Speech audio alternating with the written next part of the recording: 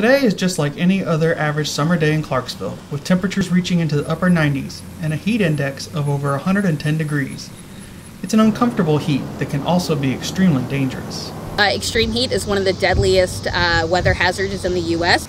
In fact, extreme heat accounts for more annual deaths than hurricanes, tornadoes, or flooding in the United States.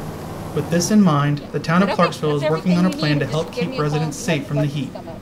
Clarksville was one of several communities chosen to receive a heat study grant from Indiana University and the Indiana Office of Community and Rural Affairs. The program is called Beat the Heat, and it's led by Clarksville Heat Relief Coordinator Bronte Murrell. The program has 5 phases. We're in phase 2.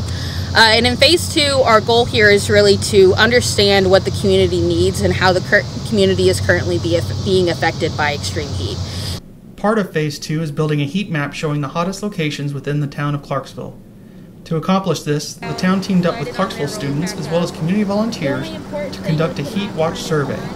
On Monday, volunteers with bikes and vehicles outfitted with special heat measuring equipment set out across town to gather heat data. This map is really going to be foundational for some of the work that we're doing. It's going to help us identify some of the hottest places in town and some of the coolest places in town, so we can really develop strategies to help keep residents safe and cool in the years to come.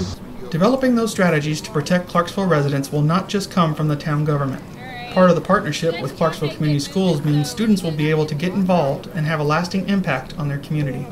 And so this is going to be an opportunity for us, once the heat map is created, to take it into the classroom with them and really, explore and look into it, and possibly then develop some strategies to make improvements to the tree canopy with those students.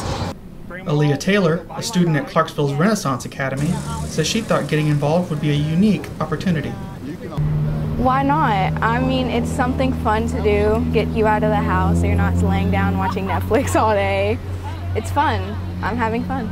It's definitely different because you don't really do this every day. It's not something that you really think about. That's not the case for Clarksville Planning Director Jacob Arbitol. He says his department has been wanting to study extreme heat for a while, but with so many projects currently in the works, it's hard to find the time or the resources.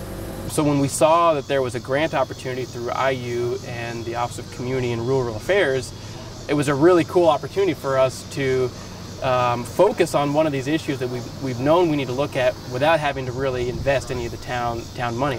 We could do it through a grant program. So it was a really cool opportunity to work on a project that we probably wouldn't otherwise be able to work on. The next phases of the Beat the Heat campaign will mean getting the public even more involved with the help of community surveys and focus groups. Arbitol says he hopes the Clarksville community will support the program and participate, so it results in positive change for our community.